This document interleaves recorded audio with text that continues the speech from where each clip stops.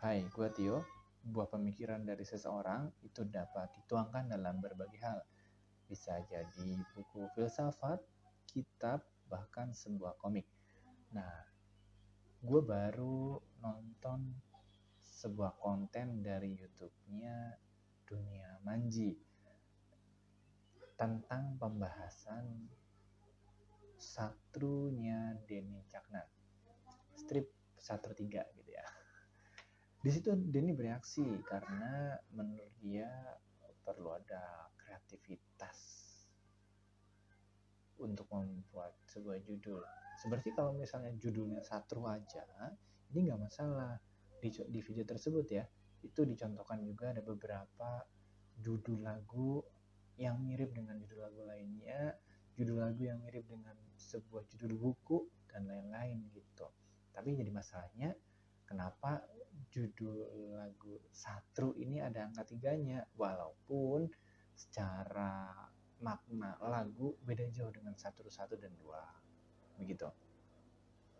Dibacakan juga di situ mengenai hak cipta dan akhirnya diserahkan kembali kepada pendengarnya, pendengar setia Satru, Denny Caknan maksudnya, dan juga penontonnya Anji untuk menentukan, dan juga mungkin pengadilan ya, untuk menentukan ini melanggar hak cipta atau tidak.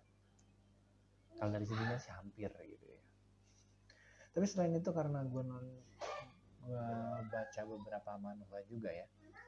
Dulu itu ada webtoon dengan judul The Boss, itu sempat ditutup juga nih sama pihak webtoon atau Line Webtoon.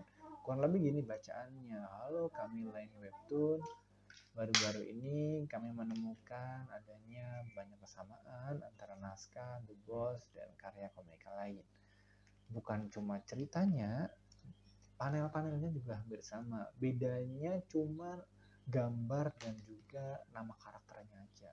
Sebenarnya kalau panel, One Piece sempat juga mirip dengan satu panel di manga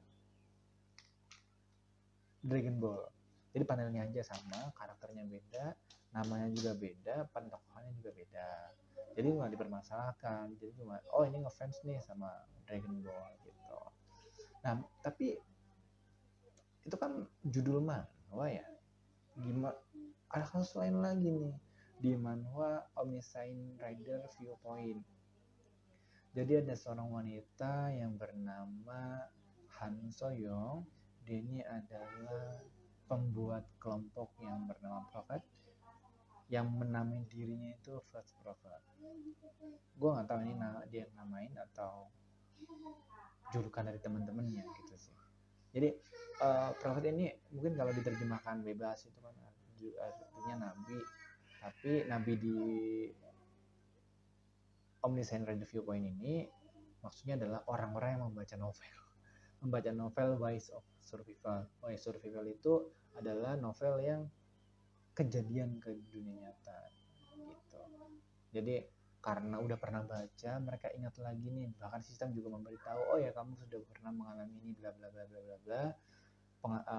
Mereka beda daripada inkarnasi yang lain gitu. Mungkin lebih jelasnya baca gitu. Tapi yang dijiplak ini apa di Wise of Survival? Jadi Wise of Survival itu kan saat chapter awal itu booming, meledak gitu. Tapi semakin banyak chapter itu semakin sedikit. Hingga kalau nggak salah 70 chapter ke atas itu cuma satu orang yang baca, yaitu Kim Dokja. Nah, yang dijiplak itu adalah ide awal atau konsep awalnya aja sebenarnya. Emang si Han Soyoung ini dipanggil sama Dokja itu plagiator gitu. Kamu penulis ya, itu dia di chapter pertama pertemuan. Hey, plagiator gitu. Itu di chapter kedua setelah mereka bertemu. Gitu. Yang dijiplak itu adalah ide awalnya aja. Jadi ide awal misalnya Wise of Survival itu kan sampai 500 atau 1000 gue lupa. 1000 kalau nggak salah chapter. Nah, saat chapternya itu sampai 10 atau 20, Han Soyoung ini buat novel yang baru dengan konsep atau awalan yang sama, tetapi dengan ending yang berbeda, tanpa ada persetujuan daripada Voice of Survival. Jangankan persetujuan, nyinggung namanya aja enggak gitu. Itu yang dipermasalahkan oleh Kim Dogja. Sebenarnya nggak apa-apa karena ini juga nggak bisa dibawa ke ranah hukum. Ada beberapa alasan tadi yang diambil itu cuma idenya aja. Yang kedua itu Voice of Survival itu di website yang nggak resmi, jadi kalau dibuktikan juga sulit. Terus yang ketiga, Han Soyong ini punya nama besar. Maksudnya sebelum Voice of Survival itu booming atau sebelum tenar gitu ya, Han Soyong itu sudah punya nama besar sendiri. Dia adalah penulis, karyanya banyak, pemikiran juga bagus. Jadi cuma ngambil satu ide aja, dicampur dengan idenya dia sendiri, akhirnya dia bilang ini karya saya. Gak masalah sih di website di Omniscient Radio Viewpoint ini nggak masalah. Akhirnya mereka juga berteman kok, walaupun sama teman-temannya Dogja enggak gitu. Itu lainnya. Ini misalnya di dunia nyata deh, kasusnya Han Soyong itu gini. Misalnya nih, gue lagi di warung kopi gitu ya, gue bilang pernikahan itu adalah kesepakatan dua orang di mana negara dan agama ikut campur. Negara ikut campurnya di tanda tangan di atas kertas, sedangkan agama itu di keyakinan. Gua itu kan baru ide awal nih, konsep awal. Atau misalnya gue bilang doa ini itu tapi nggak ada gunanya deh, hasilnya juga nggak jelas. Nah itu kan baru ide awal nih, dua-duanya baru ide awal. Han Soyong yang ngedengerin itu karena memang punya pengalaman, punya tim juga, dia buat dengan judul yang hampir-hampir mirip. Mungkin kalau yang sekarang mungkin judulnya berdoa itu tidak ada gunanya gitu. Undang pakar-pakar juga gitu. Sedangkan penulis Voice of Survival ini dia kan baru ide awal. Gue ini baru ide awal. Dibawa kemana-mana juga nggak bakal kemana-mana kan gitu. Harusnya sih minimal menyebut dari mana atau sumbernya dari mana sih ada ide ini gitu. Kecuali itu memang timnya dia ya. Timnya dia yang ide ini kayak gini aja, oke nggak masalah. Tapi kalau ternyata ini ambil idenya dari Voice of Survival itu bilang aja gitu, atau kerjasama gitu. Setahu gue sih memang nggak pernah pihaknya Han Soyong ini ngajak kerjasama ke pihak Voice of Survival, beli lisensinya gitu atau apa gitu, itu nggak pernah. Kalaupun misalnya buka lowongan nih untuk kerjasama, jadi cuma basa-basi aja untuk bilang gue nggak niru lo, gue nggak merhatiin lo, mungkin aja. Nah kalau untuk yang biasanya ambil dari kata-kata orang lain, itu paling gampang lihat contohnya di skripsi. Sebenarnya deskripsi mereka atau kita yang biasa atau pernah buat skripsi itu minimal mencantumkan dari buku apa, siapa penulisnya, tahunnya, mungkin halamannya juga gitu, kalau gak lupa ya. Itu kalau penulis yang itu kalau kutipan dari buku yang mungkin sudah terjamin gitu mungkin ya. Tapi gimana kalau narasumber atau pendapatnya diambil dari orang yang mungkin namanya belum besar, mungkin ya. Tapi gue juga pernah baca ada skripsi yang meneliti tentang sebuah organisasi yang diambil pendapatnya itu adalah seorang ustadz juga kalau nggak salah, seorang ustadz juga. Tapi waktu itu mungkin belum jadi ustadz.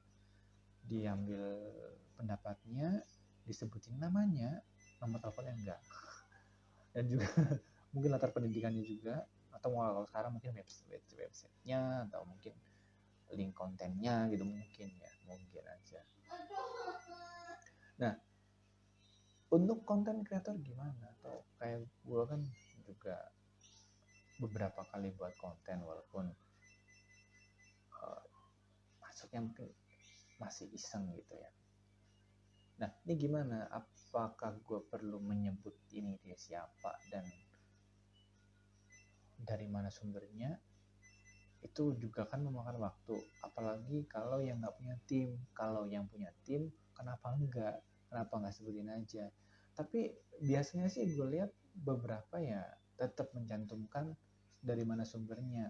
Kalau sumbernya adalah orang besar, gimana kalau misalnya sumbernya orang-orang biasa nih yang cuma buat komentar atau tulisan gitu yang bagus gitu umpamanya, apakah mereka yang angkat? Kadang iya kadang enggak. Contoh nih, gue pernah nonton di YouTube tentang ceramah beberapa kiai, beberapa ustadz. Kadang-kadang mereka membawakan sumber, misalnya hadisnya sahih dari siapa, riwayatnya siapa, terus juga dan lain-lain gitu. Dan ini disahkan oleh siapa gitu ya, Albani atau yang lain-lain gitu. Biasanya gitu ya. Tapi juga kadang-kadang ada juga yang mau menyebutkan nama orang-orang yang nggak terkenal. Contohnya mungkin tuang pedagang pedagang yang bernama A pernah bilang kayak gini. Itu pernah gue nontonnya gitu. Atau gue pernah lihat juga kontennya Uus biasa aja. Kalau nggak salah itu ada kontennya dia yang berbicara tentang sekolahnya bapak-bapak atau sekolah para bapak-bapak yang nongkrong nungguin anaknya atau nongkrong setelah nungguin anaknya. Dia tidak malu mengatakan bahwa ini pendapat si bapak ini berpartai gitu, nggak apa-apa gitu, nggak masalah. Bapaknya juga pernah ya bilang, ini kata-katanya dari Raditya Dika, ini kata-kata, ini tulisan dari, kalau yang terakhir sih kalau yang gue nonton, yang gue baca di Noise, dari Raffi, dari siapa dibaca pendapatnya, komentarnya dia apa, jelas gitu. Walaupun itu tulisan dari orang dari siapa, dari anak berantah juga, apa salahnya sih dibaca sumbernya gitu. Itu ke gue sendiri ya. Sujiwo Tejo juga pernah nih dulu ya, gue ingat beberapa kali menyebutkan nama-nama orang yang tidak populer sebagai sumber dari pikirannya dia atau sumber dari pendapatnya dia gitu. Menurut gue nggak masalah. Tapi juga pelajaran dari gue juga, misalnya mungkin kedepannya ada yang bilang dia sama bininya berdebat masalah open minded itu apa. Misalnya bininya nunjuk, kamu gak open minded banget sih gitu. Cowoknya suaminya bilang, bentar, yang dinamakan open minded mungkin menurut lu dan menurutku beda. Open minded itu bukan berarti kita menerima semua pendapat, tapi open minded itu adalah bla bla bla. Dan gue bilang bahwa ini adalah pendapatnya dari bapak itu dan pendapatku kayak gini gitu. Mungkin kayak gitu ya. Atau misalnya gue mau bikin konten nih untuk mengomentari konten orang lain. Contohnya gue orang lain nih, gue lihat konten Sasuke adalah narapidana yang bebas gitu umpamanya gitu. Gue membuat konten untuk mengcounter dia, untuk mengcounter punya gue sendiri. Gue undang anggota klub motor, mungkin dia pernah naikin umroh gitu untuk mengonter itu, tapi sebutin dong mengkonter siapa, jangan cuma nyindir gitu. Mungkin gue bakal kayak gitu ke depannya, jadi gue bisa mempertanggungjawabkan juga. Kalau ada yang bilang itu kan pemikiran gue gitu, karena mungkin sebelumnya gue juga pernah kayak gitu, sering bukan. Mungkin itu aja untuk judulnya, mungkin apa gitu nanti gue tulis, gue pikirin dulu. Makasih.